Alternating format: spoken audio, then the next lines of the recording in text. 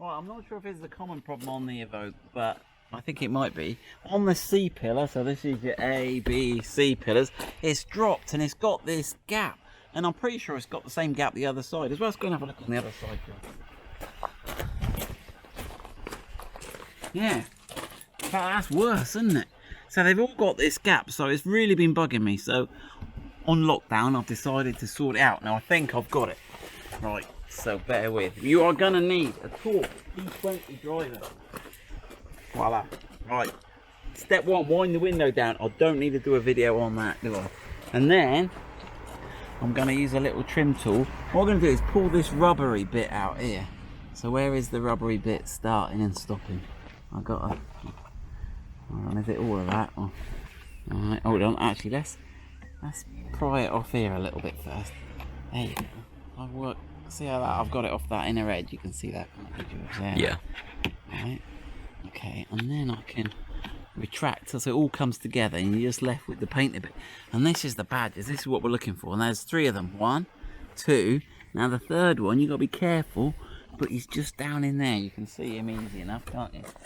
So if we loosen these, in fact, you only need to loosen them, but I'll take one out just to show you. Because what you've got is, you'll notice these are all slotted. So it's obviously fallen down to the lowest point of the slot. So you don't need to take them out. But if we loosen them all, we can then push it up so this slot goes to its uppermost point, and then tighten them up, and hopefully we're all in. Alright, so I'm going to put that back. That was just to show you that those holes are slotted. Don't quite know why Land Rover slotted them, because why would you ever want them down? But anyway, we won't have George disrespecting Land Rover again. Right then, you have to watch my other video for that. Right, now you can just, it feels a bit brutal, but you can just get in there. I'll give him a few turns. Now this is the trick. Can I just slide that up then? So you have to work it up a little bit, but there you go. Look, he's staying there now. Right, here we go. Right, let's tighten those up good and tight, because they're clearly... Come on, there's one. There's 2. And then down in there, look. But yeah, you don't need to take them out. Now, if you wanted to change it, you would have to take it out. But just for doing that, right, you want to nip them up fairly tight.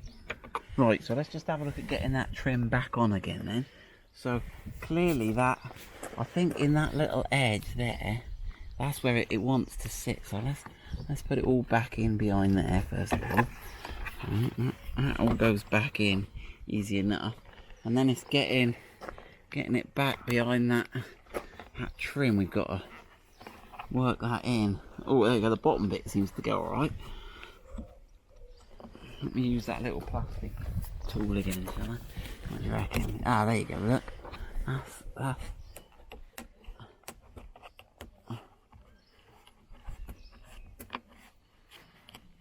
There you go. Right, and see that sits nice and flat now. So you just got the felt straight onto the plastic. You can't see that inner rubber trim there. Check your window goes up and down all right, and that is the job done, fixed.